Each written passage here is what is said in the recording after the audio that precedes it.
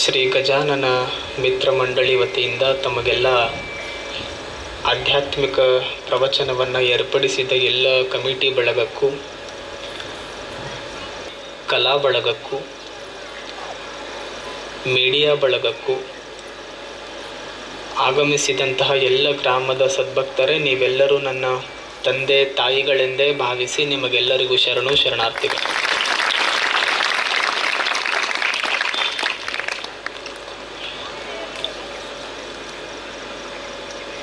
ಗಣಪತಿ ಯಾವಾಗ ನಮಗೆ ಆಶೀರ್ವಾದ ಮಾಡ್ತಾನ,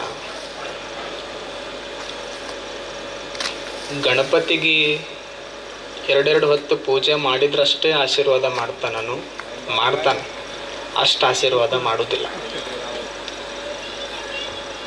ಮತ್ತು ಅವನಿಗೆ ಕರ್ಕಿ ಎರಿಸಿದ್ರೆ ಅಷ್ಟೇ ಆಶೀರ್ವಾದ ಮಾಡ್ತಾನೆ, ಅಷ್ಟು ಮಾಡೋದಿಲ್ಲ. ಮತ್ತು ನಮ್ಮ ಹುಡುಗರು 360 ದಿನ ಕರ್ಕಿ ಅಂದ್ರೆ ಏನು ಗೊತ್ತಿರೋದಿಲ್ಲ ಅವಕ್ಕೆ. ಗಣಪತಿ ಬಂದ ಅಂದ್ರೆ ಕರ್ಕಿಗೆ ದೊಡ್ಡ ಕಿಮ್ಮತ್ತು.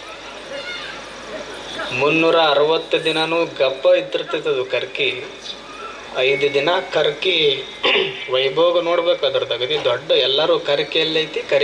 ಅದು ಅಂತೂ 360 ದಿನಾನೂ ಮಕ್ಕಳು ನನಗೆ ನೆನೆಸಿಲ್ಲ, ಬರೀ 5 ದಿನ ಅಟ್ಟ ನೆನೆಸ್ತಾರ ನೋಡ ಅಂತದು ಕರ್ಕಿ ಎರಿಸಿದ್ರೆ ಗಣಪತಿ ಖುಷಿ ಪಡ್ತಾನ, ಅಷ್ಟು ಪಡೋದಿಲ್ಲ. ಅವನಿಗೆ ಬಂಗಾರದ ಕಿರೀಟ ಹಾಕಿದ್ರೆ ಅವ ಖುಷಿ ಪಡೋದಿಲ್ಲ. ಮತ್ತು ಅವನಿಗೆ ಚಲೋ ಮೋದಕ ಮಾಡಿ ಮುಂದೆ ಇಡ್ತೀವಿ. ತಿನ್ನೋದಿಲ್ಲ ಅಂತ ಗೊತ್ತಿದ್ರು ಮಾಡ್ತೀವಿ. ನಾವು ಮೋದಕ ಮಾಡಿ ಮುಂದೆ ಇಡ್ತೀವಿ. ರಾತ್ರಿ ಹೋಗಿ ನೋಡಿದ್ರೆ ಪಾಪ ನಮ್ಮ ಹುಡುಗರು ಹೊಸ ಬಾಗಿ ಹಾಕ್ಕೊಂಡಿರ್ತಾವೆ ಚಂದಾಗಿ. ಮತ್ತು ಮೋದಕ ಮಾಡಿ ಇಟ್ಟರೆ ಗಣಪತಿ ಖುಷಿ ಪಡ್ತಾನು, ಅವಾಗೂ ಗಣಪತಿ ಖುಷಿ ಪಡೋದಿಲ್ಲ. ಬಂಗಾರದ ಕಿರೀಟ ಮಾಡಿಸಿದ್ರೆ ಗಣಪತಿ ಖುಷಿ ಪಡೋದಿಲ್ಲ.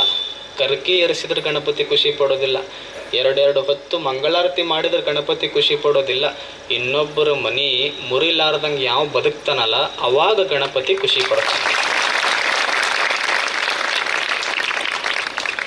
ಇನ್ನೊಬ್ಬರ ಮನೆ ಮುರಿಬಾರ್ದು, ಇನ್ನೊಬ್ಬರು ಹೊಟ್ಟಿ ಮ್ಯಾಗ ಹೊಡಿಬಾರ್ದು, ಯಾವರ ಬೆಳ್ಯಾಕತ್ತಾನಂದ್ರೆ ಅವನ ಕಾಲು ಎಳಿಬಾರ್ದು.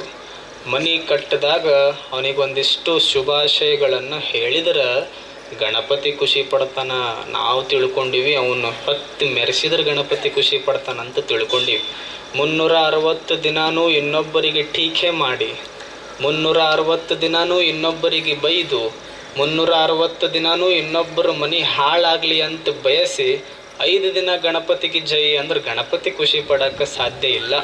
365 ದಿನಾನೂ ಇನ್ನೊಬ್ಬರಿಗೆ ಬೆಳಕಾದ್ರೆ ಗಣಪತಿಗೆ ಮುಂದೆ ದೀಪ ಹಚ್ಚಿದಷ್ಟೇ ಅವನಿಗೆ ಖುಷಿ ಆಗ್ತದೆ. ಹೆಂಗೆ ನಾವು ಬದುಕಬೇಕಷ್ಟೆ. ಮತ್ತು ನಿಮ್ಮೂರಾಗ ಒಬ್ಬನ ಮನಿ ಓಪನಿಂಗ್ ಇರ್ತೈತಿ. ಮನಿ ಓಪನಿಂಗ್ ಇದ್ದಾಗ ಅವ ನಿಮಗೆಲ್ಲ ಕರೆದಿರ್ತಾನ, ಚಲೋ ಊಟ ನಿಮಗೆ ಹಾಕ್ಸಿರ್ತಾನ.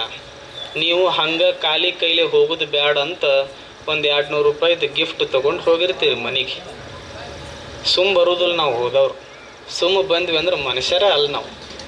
ಮನೆಗೆ ಹೋಗಿ ಏನು ಮಾಡ್ತೀವಿ, ಮೊದಲು ಮನೆ ಅಡ್ಡಾಡ್ತೀವಿ ಒಂದು ರೌಂಡ್. ಹೆಂಗಾರ ಕಟ್ಟ್ಯಾನ ಮತ್ತು ಮನೆ ಮುಂದೆ ನಿಂತು ಏನಂತೀವಿ, ಅದು ಪಾಪ ದುಡಿದು ಮನೆ ಕಟ್ಟಿರ್ತೈತಿ. ಒಟ್ಟ ಖುಷಿ ಪಡೋದಿಲ್ಲ ನಾವು. ಯಾರ್ದು ಎತ್ತಿ ಬಡ್ದಾನ ನೋಡಿ ಅದಕ್ಕೆ ದೊಡ್ಡ ಮನೆ ಕಟ್ಟ್ಯಾನ ಅಂತೀವಿ ನಾವು.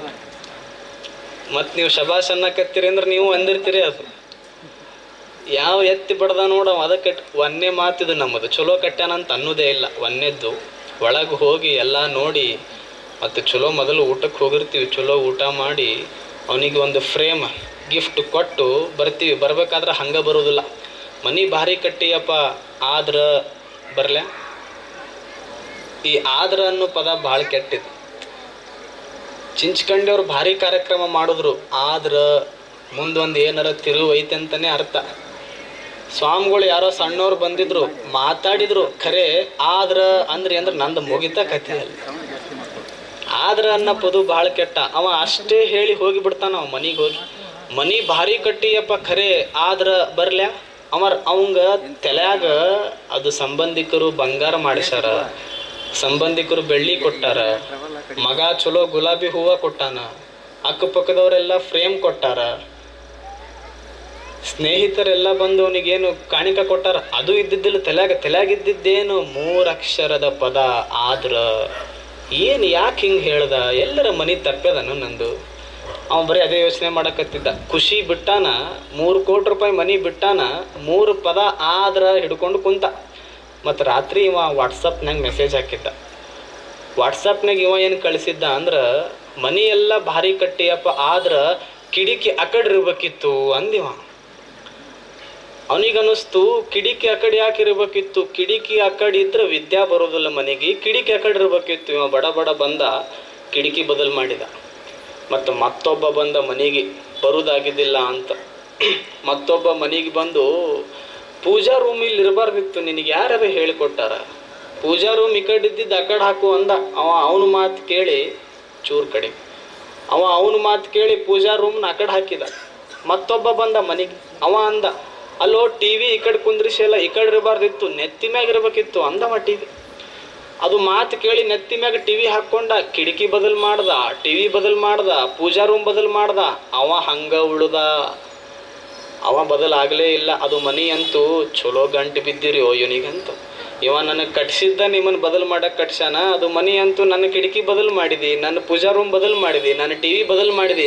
ನೀ ಹಂಗೆ ಉಳಿದಲ್ಲ, ಮೊದಲ ನೀ ಬದಲಾಗು, ನನ್ನ ಬದಲು ಮಾಡಬೇಡ ಅಂತದು ಅಷ್ಟೆ.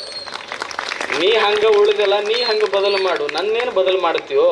ಮತ್ತು ನಿಮ್ಮ ಮನೆ ಓಪನಿಂಗ್ ಇದ್ದಾವೆ, ಇಂಥವು ಕ್ಯಾಂಡಿಡೇಟ್ ಬರ್ತಾವೆ, ಅವಕ್ಕೆ ನಿಮ್ಮ ಮನೆ ಕಟ್ಟಿರೋದು ನೋಡಿ ಹೊಟ್ಟಾಗ ಬಿದ್ದಿರ್ತೈತಿ, ಅದು ಬೀಳುವುದೇ. ಅಂಥವು ಕ್ಯಾಂಡಿಡೇಟ್ ನಿಮ್ಮ ಮನೆಗೆ ಬಂದಾಗ ಏನು ಮಾಡೋದು, ಅವು ಅಂತಾವು ಪೂಜಾ ರೂಮ್ ಇಲ್ಲಿ ಇರಬಾರ್ದಿತ್ತು, ಜಗಲ್ ಇಲ್ಲಿ ಇರಬಾರ್ದಿತ್ತು, ಟಿ ವಿ ಇಲ್ಲಿ ಇರಬಾರ್ದಿತ್ತು. ಅವ್ರಿಗೆ ಏನು ಅನ್ಬೇಕು, ಒಂದು ಸಿಂಪಲ್ ನಿಮಗೊಂದು ಚಂದ ಸೂತ್ರ ಹೇಳ, ಅಂಥವು ಯಾವರ ಮನೆಗೆ ಬಂದು ಟಿ ವಿ ಅಲ್ಲಿರಬಾರ್ದು, ಕಿಟಕಿ ಇಲ್ಲಿರಬಾರ್ದು, ಮನೆ ಇಲ್ಲಿರಬಾರ್ದು ಅಂದ್ರೆ ಅವ್ರಿಗೆ ಕೈ ಮುಗಿದು ನೀ ಹುಟ್ಲೇಬಾರ್ದಿತ್ತು ಅಂದ್ಬಿಡ್ರಿ ಮುಗಿಚ.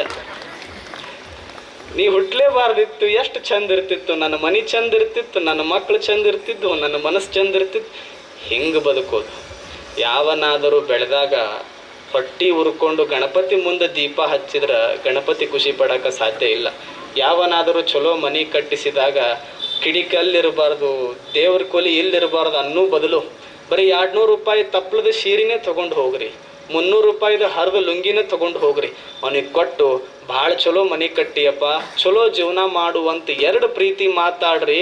ಆ ಪ್ರೀತಿ ಮಾತಿನೊಳಗೆ 1000 ವರ್ಷ ಆರಾಮ ಬದುಕ್ತಾನ. ಪ್ರೀತಿಗ ತಾಕತ್ತೈತಿ. ಎಲುಬು ಕೀಲುಗಳ ನೋವಿನಿಂದ ಬಳಲ್ತಿದ್ದೀರಾ? ಯಾವುದಾದರೂ ಕಾಯಿಲೆಗೆ ಆಪರೇಷನ್ ಮಾಡಿಸಲು ಪರದಾಡ್ತಿದ್ದೀರಾ? ಡೋಂಟ್ ವರಿ, ಲೋಕಾಪುರದ ಸಾಯಿ ಮಲ್ಟಿ ಸ್ಪೆಷಾಲಿಟಿ ಆಸ್ಪತ್ರೆಗೆ ಬನ್ನಿ. ಎಲುಬು ಕೀಲು ಇನ್ಫೆಕ್ಷನ್, ಮೊಣಕಾಲು ನೋವು, ಕತ್ತು ನೋವು, ಬೆನ್ನು ನೋವು, ನರ ನೋವು, ಓಝೋನ್ ಥೆರಪಿ, ಫಿಸಿಯೋಥೆರಪಿ, ಎಲುಬು ಮುರಿತ ಶಸ್ತ್ರಚಿಕಿತ್ಸೆ ಮೂಲಕ ರೋಗಿಗಳ ಪಾಲಿಗೆ ವರದಾನವಾಗಿದೆ. ಅಪೆಂಡಿಕ್ಸ್, ಕಿಡ್ನಿ ಸ್ಟೋನ್, ಮೂಲವ್ಯಾಧಿ, ಹೊಟ್ಟೆ, ತಲೆನೋವು, ಥೈರಾಯ್ಡ್, ಲಿವರ್ ಸಮಸ್ಯೆ, ಕರುಳು, ಹರ್ನಿಯಾ, ಗರ್ಭಕೋಶ, ರಕ್ತನಾಳ, ಡಯಾಬಿಟಿಸ್, ಪಿತ್ತಕೋಶ, ಸ್ತನರೋಗ, ಗ್ಯಾಂಗ್ರೀನ್ ಸೇರಿ ಹಲವಾರು ಕಾಯಿಲೆಗಳಿಗೆ ಇಲ್ಲಿದೆ ಉತ್ತಮ ಚಿಕಿತ್ಸೆ. ಆಧುನಿಕ ಚಿಕಿತ್ಸಾ ಸಲಕರಣೆಗಳು, ಸುಸಜ್ಜಿತ ಬೆಡ್ಗಳು, ವಿಶಾಲವಾದ ಆಸ್ಪತ್ರೆ ಆವರಣದ ಜೊತೆಗೆ ಸ್ವಚ್ಛತೆಗೆ ಆದ್ಯತೆ ನೀಡುವ ತಾಣವೇ ಸಾಯಿ ಮಲ್ಟಿ ಸ್ಪೆಷಾಲಿಟಿ ಆಸ್ಪತ್ರೆ.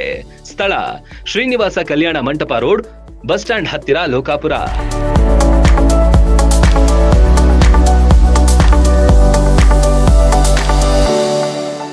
ರನ್ ಟಿವಿ ನ್ಯೂಸ್ ವಿಡಿಯೋಸ್ ನೋಡಲು ಸಬ್ಸ್ಕ್ರೈಬ್ ಮಾಡಿ, ಬೆಲ್ ಐಕಾನ್ ಪ್ರೆಸ್ ಮಾಡಿ.